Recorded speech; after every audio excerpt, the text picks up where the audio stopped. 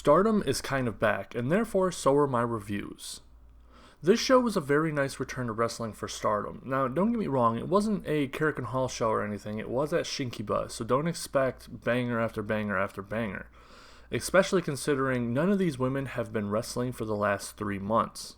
The show started out with a 10-bell salute for Hana Kimura, and a speech by Jungle announcing that she wasn't ready to return to action. I feel like there were a couple other people who might not have been ready either, but regardless, she was the only one who chose not to participate. The beginning of the show was very emotional and kind of started you out in this dark state that you really don't want to be in when you're starting a wrestling show. Luckily, the first match did include Sumire, and you guys know that she is very good at hyping people up. The first match was a triple threat between Rina, Hina, and Natsu Sumire. This is definitely a typical opening match for Stardom. Usually they either have just the rookies and young girls, or a combination of those rookies and a more experienced adult. Sumire is no stranger to being in the opening match of a Stardom show. It was a very good match in my opinion. It had the right amounts of comedy to it, but the wrestling was done very well for all of their skill levels as well. Rina and Hina have had a huge growth spurt from what I can see. Hina is now the second tallest member in QQ, so she is probably anywhere from 5'4" to 5'5", most likely in between. Of course, Rina is the same height, being twins and all, so the Hannon sisters are all very big height-wise right now. This match was really a highlight of the twins in my opinion, allowing them to show how much they have improved over time. The match ended very bittersweet as Rina submitted Hina with the hydrangea. It was great seeing Rina take on the finisher of Hana and adopting it as her own, but seeing Rina crying after really hits hard. Next we have Death Yama-san versus Saki Kashima, and this is your typical Death Yama-san match. Lots of goofy over-the-top antics with some very crisp and impressive wrestling. Death never fails to impress me with her skills. She's so quick and crisp in her movements. Saki's turn to the dark side has definitely done wonders for her, as she is far more entertaining in Odo Tai than she ever was from my perspective. Saki has dyed her hair to what looks like an orangish color. It definitely makes her look more like an anime character, which she always was close to before with her big eyes and small frame. The match was good and they both brought it. But don't get me wrong, this isn't match of the year contender or anything. It was just a very good match for the second match of a 5-match show. The match seemed to be in Saki's favor for most of it, until the end when Death was able to flash pin Saki. The only other thing I would like to highlight is a pretty big mess up during the match when Saki was going for her butterfly wings. I don't know exactly what happened there, but Death was almost dropped on her head. Luckily it looks like she didn't suffer any kind of injury or anything. Next, we have the most controversial match of the night between Natsuko Tora and Konami. To a lot of people, it was in very poor taste to end the match in the way that they did, leading to Natsuko choking Konami with her chain over the ropes, allowing Konami to win by DQ. To a lot of people, this was in poor taste, as I mentioned, because of how it can be related to what happened with Hana. I don't agree. I don't agree with what they think. It would make more sense if Hana had... it's very hard to talk about this, but it would make more sense if Hana had choked herself. But she didn't. So it's not a really big relation. I mean, you could relate it to anything that these girls do in the ring, because they're all some form of violence. And if you look at the way that Natsuko has been progressing with her chain, it's only a natural evolution to get to the point where you're choking people with it. I mean, people getting choked in Stardom is not a new thing. It's been happening since pretty much the last couple of years, at least. Kagetsu's done it to a lot of people. I know someone else has, I just can't really remember who off the top of my head. The match itself was pretty good, nothing too special, but definitely not bad or anything. I feel like these two probably weren't fully ready to be back. They both seemed off and not totally into everything. They both just looked sad. Hopefully they can recover and get back into the swing of things. The next match was phenomenal. QQ versus QQ has always meant a tremendous treat for the audience, as these guys are the only team that seem to be willing to go full force against each other and not ruin their relationships by doing it. This match was much of the same. It was Momo Watanabe and Azumi, the original members, versus Utami Hayashishita and Saya Kamitani, some of the newest members. Saya Kamitani and Utami were trying to form a tag team before all of this corona stuff happened, so it was nice to see them finally being able to implement that with this new show. The two biggest changes from this match are obviously Utami's and Kamitani's new outfits. These things have been the topic of discussion since the photos were released. When I first saw them, I liked Utami's and hated Kamitani's. After watching the match, I love both of them, especially Kamitani's. I think Kamitani's looks really awesome. I get like an elvish warrior vibe from the design, and I like it. The match went on to be a 20-minute time limit draw, both solidifying Kamitani and Utami as a legit tag team and allowing Momo to comment on the whole Kamitani coming out and immediately challenging for the tag belts after Momo and Utami had lost earlier in an earlier show. A lot of people felt that that was wrong, that Momo just kind of like walked away and never even mentioned it. Well, she mentions it here. She says she isn't as good of a leader as she probably could be and that she's going to try harder. And then she gives Kamitani and Utami her blessing to challenge for the tag belts, which they are going to do because they want to bring them back to Stardom.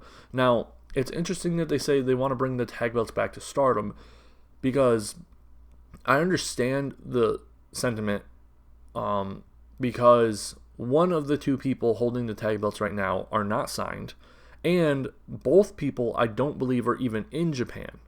So it makes sense, even though B is signed to Stardom, it makes sense from their perspective to want to try to win it back for Stardom.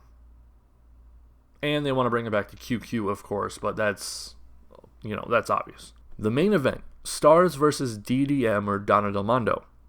Mayu Iwatani, Tam Nakano, Starlight Kid, and Saya Ida versus Julia, Shuri, Maika, and the newest member of Stardom, Himeka. Himeka, formerly known as Himeka Arita, was originally in Actress Girls, but left a couple of months ago. After leaving, she had kind of disappeared, not really working anywhere, until showing up in this show for Stardom after having lost 22 pounds in about 3 months. That is commitment. This match was also amazing, but I don't know which was better, this or the match before. While QQ, I believe, had the better match, this one had a bigger impact and set up more things. With the announcement of a new wrestler and setting up the feud of Julia and Tam, I just feel like this match had a lot more going for it. Everyone in this did really awesome. Mayu was super fluid and slick, which shouldn't be a surprise to anyone. Starlight Kid did Starlight Kid stuff. Shitty was a beast, as always, and Maika did, Maika stuff, which I don't think we know enough of her to really describe Maika stuff, but I think you guys can all understand what I'm saying when I say she did Maika stuff. The real stars of the match, and by design I believe, were Himeka, Saya, Julia, and Tam. Himeka and Saya click so well together, and I think a lot of that has to do with the fact that Saya is so good at bumping. She can make people look so good. Match her up with the 5'7" Jumbo Princess, when Saya is 4'9", then the comparison adds intensity, a true David vs. Goliath visual. Then the other two stars, Julia and Tam. Tam, of course, did the things that she is the best at, making every little thing progression. Julia really worked well with her though, which is something that shouldn't be of no surprise. Tam can pretty much bring out the best of anyone. This match was really great in my opinion, especially the last two matches. Now, before this match came out, a lot of people were trying to unhype people by saying, hey guys, it's just going to be a house show, there's nothing to look forward to here, so don't get your hopes up. But I want to kind of argue that with, when has any show by Stardom not had at least one or two really great matches? Just because it's a Shinkiba doesn't mean that it's not going to be a great show. Sure, like I said in the beginning, it's not a Kirk and Hall show, where there's 4 title matches and all that, but it was a great show. There was at least 2 matches that were amazing, and then the rest were just okay to good, so there was no reason to try to downplay the size of this show, in my opinion. With this show over, unfortunately, Stardom has not announced their next event. I believe the next event that even had any kind of listing was July 26th or 27th or something like that. Unfortunately, that is still to be determined. It hasn't been solidified, and even then, that's still a month away from now. So I'm hoping that we're going to get some kind of show before then, whether it be a dojo show or something. I don't know. The best thing about the show, to me, was the debut of Himika, which I don't know if I'm saying her name right. That's just based on my knowledge of Japanese. I think that's how you would pronounce it, but at the same time, I don't know too much about Japanese yet. So obviously, I'm willing to be wrong here. But it just sounds like Himika would be the right way to say her name. Anyway, so since I didn't really like her in Actress Girls, I wasn't very excited when I first heard that she was the new person. When the show was playing in real time, of course we weren't watching it, but we were talking about it in the Discord, and someone said the new person was Himika. And I was like, alright, I'm not a big fan. But then I saw her transformation. I saw that she had lost so much weight, and that takes a lot of commitment and work. You don't just lose 22 pounds because you want to keep coasting on your size like you did in Actress Girls. That was my biggest problem. I felt like she was so big that she felt like she didn't need to improve like other people. And she just kind of got complacent. So, when I saw that transformation by her, I was like, okay, that takes a lot of, guts. It takes a lot of work and commitment. Maybe she's very serious about this. I'm willing to give her another chance. And then I saw her match, and I was convinced. I'm now a fan. I'm actually a fan of Himika now. Because her match, she had spunk, she had intensity, she worked with the Stardom girls really well. I don't know if this was the first time ever wrestling with them, or if she has been practicing with them in these last couple months or a month or whatever. But she works with them really well. She clicks, especially with Saya Ida. The other thing is that she works the crowd really well. Her facial expressions, getting the crowd into it, she's really good at that.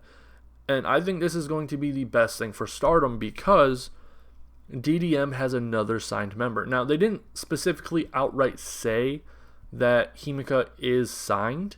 They just said, welcome the newest member of Stardom.